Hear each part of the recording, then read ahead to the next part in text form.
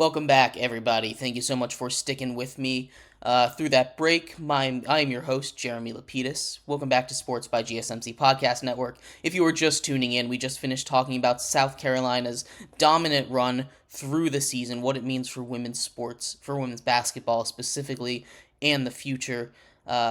Huge performance by them. They topped Caitlin Clark and the Iowa Hawkeyes to win their third national championship, just the 10th time that there has ever been a perfect season in women's college basketball history. They go undefeated to the championship. Congratulations to them.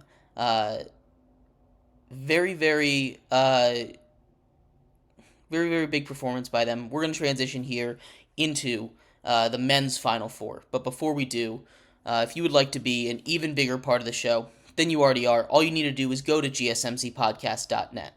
Leave a tip or donation with a message in it. It'll pop up on the bottom of the screen there. If you do, we'll have a little discussion about what you want to talk about. You can control what we talk about here on Sports by GSMC Podcast Network. All you need to do is go to the link gsmcpodcast.net, leave a tip or donation with a message, and you can control what we talk about. We appreciate anything you do give. Once again, that link is gsmcpodcast.net. Like I was saying, though, this second segment, we're going to talk a little bit about men's college basketball. We just finished talking about the women, the incredible run, and really the huge intrigue that goes into it.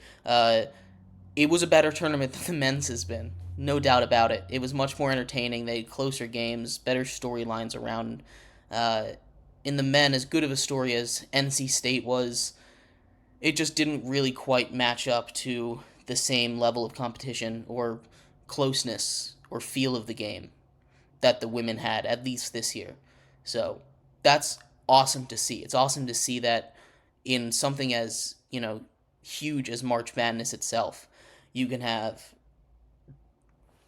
games or seasons when the women are center stage, and that's really, really cool to see. Anyway, though, we take a look at the men's side of the bracket now, and we're left with UConn, the number one seed, the number one juggernaut. They rushed through the tournament again, much like South Carolina on the other side. They breezed through the tournament. It was not that tough for them to make any kind of move. So they are here, dominating fashion. Not even very close in any of their games. They come off a win where they were able to handle Alabama's offense pretty solidly. They weren't able to put them away as cleanly as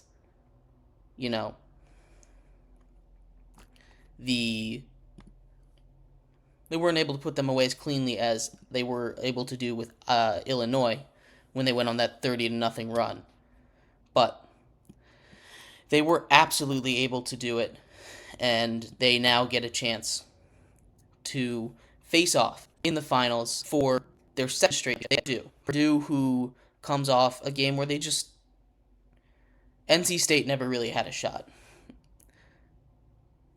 DJ Burns was not physical enough. He wasn't making his shots.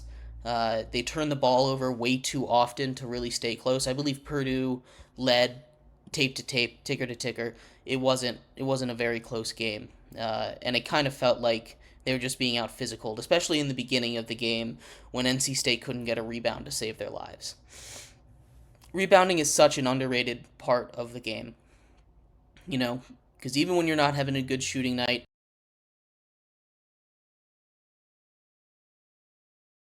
if you can get down there and crash the boards, you're going to get yourself chances and you're going to be able to win that game, especially when you're winning it that handily.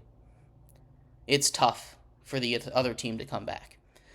So Purdue takes on UConn, and really what this tournament has showed is just how dominant big guys are still in the game of college basketball.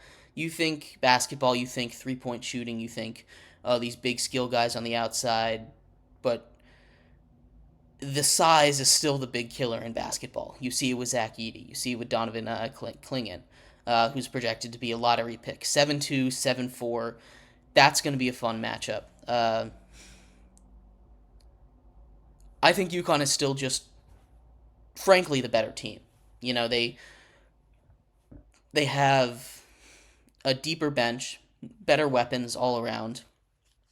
Purdue has a solid lineup. They have shooters, but their length isn't there. They're a little bit of a smaller team outside of Zach Edey because they don't need to be a bigger team. They got the tallest guy in the game, the back-to-back AP National Player of the Year, looking to complete the comeback after losing to a 16 seed last year.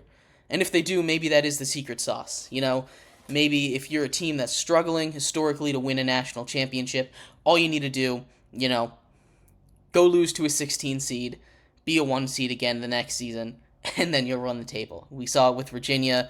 This is the furthest that Purdue has made it. The first time that they have been in the national championship in almost 40 years.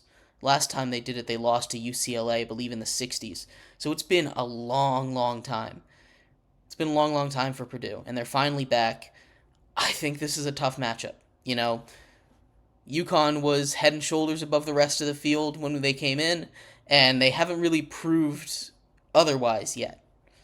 Maybe Purdue, with Zach Edey's size on the inside, he can be that rim protector, and they don't have to, double and leave guys open on the outside. Maybe they can do that. It's going to be really tough. It's going to be a good game tonight. Tips off at 9:20, I believe. Championship game. UConn is favored by 6.5 points. I'm taking UConn. UConn is, like I said, you go bar for bar, maybe Purdue has the better player. They have the taller player. Zach Edey is a very interesting prospect when it comes to basketball because he's not really seriously being talked about to go that high in drafts. Now, I have seen him going in the first round now, something that before this season he was barely projected to get drafted at all. But with a draft class as weak as this one is, it's one of those things where, hey, maybe they do have these. Maybe they do have these teams, these players that can make the difference. How high can he go? That's a whole nother conversation. I've seen him mocked as high as 15, but the other side has, lottery players that are going to go top 5 most likely. But we'll see. We'll have to see about that. That's going to be another fun matchup down low. I do think that unless Zach Edey goes off and scores 40 points again, that Purdue's not going to stand much of a chance. Just because of the size, length, and shooting of UConn. If UConn was the size of... If they had all the same skill sets, but they were the size of NC State, I'd say Purdue has a pretty good shot, but they're just too big. I think UConn still is going to take this one. It might be a little closer than the rest of their games. Who knows? Maybe they'll keep it to single digits. There's a chance they'll keep it to single digits. I don't see it happening, but maybe. Purdue does have that dominant force on the inside that can help control the game. If UConn comes out a little slow shooting from the outside and Purdue is hot, again, everything kind of, when you're playing UConn, everything kind of comes down to, hey, are you a hot shooter? Is your team shooting the ball well today? If so, then you might have a chance. But if you're not shooting lights out against UConn, you're not having a chance. I mean, look at Alabama. Alabama did not have their greatest game all season. Alabama puts up 72 points. It's their worst of the tournament so far. They do shoot 45% from 3, but UConn just shoots 50% from the field, 40% from 3, and they get 10 more free throws than you. It's a little tough. And the same thing with the rebounds again. They just out-rebounded them. Didn't really stand too much of a chance when you are getting out-rebounded by almost 10, and especially on the offensive end, getting out-rebounded there. But anyway, lots of stuff to break down. UConn takes on Purdue tonight. My side, I'm on UConn. I'd love to hear your guys' thoughts on this. Let me know who you have winning this game, why you have them winning it. Back-to-back champions for the first time in almost 20 years. Pretty exciting. Maybe. Or maybe we have Purdue who wins their first championship. In their first time being in this championship ability since the 60s. So, we'll have to take a look at that. Very excited to break down this game tomorrow. It's going to be the big event of the night. There was a lot of stuff going on, though. In our next segment, we're going to finish off college basketball. There's been a bunch of coaching moves, none bigger than the surprise out-of-nowhere move of John Calipari leaving his job at Kentucky Blue Bloods Blood School to go to Arkansas, a school that has had a pretty recent streak of winning, but it's not the greatest. It's an interesting move.